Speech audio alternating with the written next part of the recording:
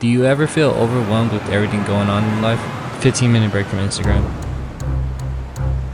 I've come to a point in my career where my brain processes faster than my creative output. What in the world did I just write?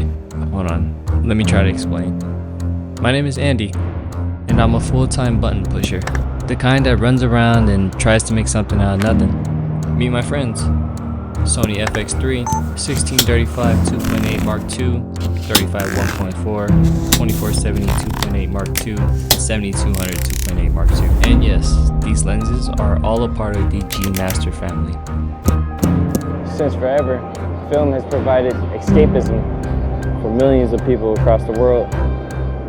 Oops. I've been working on this video for the past couple weeks, and I'm not gonna lie, it's been challenging. Focus. So if it's your first time here, welcome to the lab. If you're already subscribed, welcome home. This video was sponsored by Sony.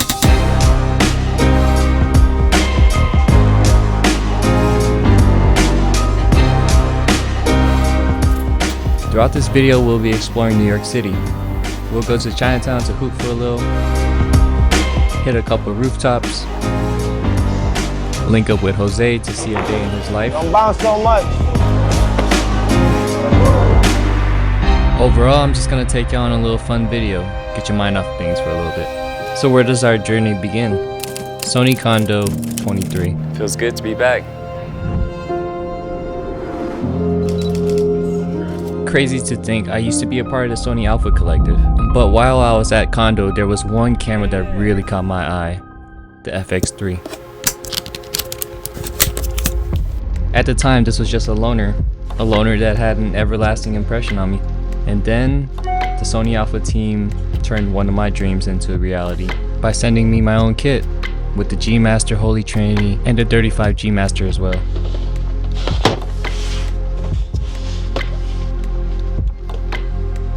This is insane.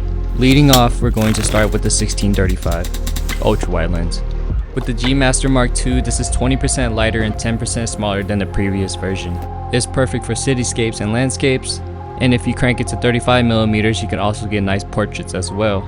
I personally like pairing it with my gimbal for those smooth ultra wide shots. If you pair it with a Snorri cam, you could get a unique point of view like this. Even attaching it to a motorized dolly could give you a cool perspective.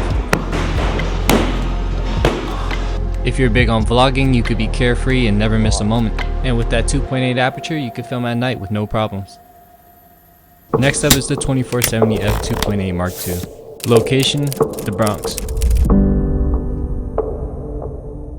22% lighter and 18% smaller than the previous version. At f2.8, that shallow depth of field makes the images look amazing. Next up, I'd like to introduce y'all to Jose Guzman, professional boxer turned trainer. A lot of the guys I grew up with, like through boxing or just like in general in the neighborhood, a lot of them are like either dead or in jail.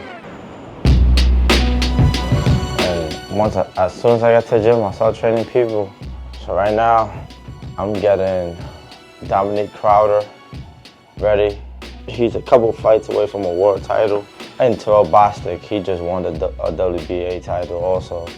I got all of those just getting them ready for their own fights. But I need that jab. I need that jab 2-3 times, all right? So I got to train them today. Like I said, I got 4 other people fighting today. What I really enjoy about the 2470 is how versatile it is. I could go wide at 24 or punch in at 70 and grab a more detailed shot. You're gonna listen. 1-2 straight down the middle. Do it again. Next location, Chinatown. Back when I used to live in the Bay, I used to hoop in Chinatown all the time. Nowadays, I don't get to hoop at all. My jumper is so broken. At least I still know how to make a layup. More importantly, I wanted to film in a more scenic location. The greens here look beautiful. And eventually I should at least make a couple buckets, right? Good thing with editing, I can make myself look nicer than I actually am. I think I actually box more than I hoop. Yeah, I definitely box more than I hoop. With the 2470, you can always trust that everything will be in focus. I'm glad I can still slap. My fellow Asians call this the Asian dunk. And things are always more fun when a subscriber pulls up. Shout out to Groovy Food Studios. You know, I'm okay with not being good in hoop anymore. I used to have hoop dreams. It hurts my soul knowing I used to be nice, but right now I'm focused on my 30 days of boxing video, which should be coming out soon. After hooping, Jalen and I went to go eat at one of our favorite Hong Kong cafes, Kong Sik Tong. Next location, the rooftops. And the lens we'll be using is the Big Papa 7200 f2.8 G Master Mark II. This lens is 29% lighter than the previous model. It's 4 times faster and 30% more accurate.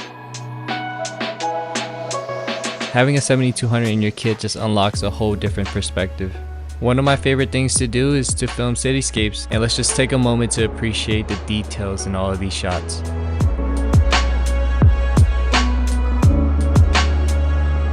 And why not grab a quick little time lapse in S&Q mode.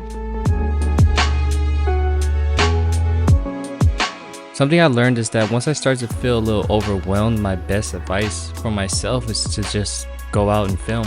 And one of my favorite times to film is at night. The last lens we'll be talking about is the 35 1.4. If I had one lens to bring out with me at night, it would be this lens. I enjoy the idea of being low key. It's compact and only weighs 1.2 pounds. It's also bright and fast with that 1.4 aperture. Most importantly, it's reliable. Stepping out the house with one lens sometimes is tricky because you have so many options.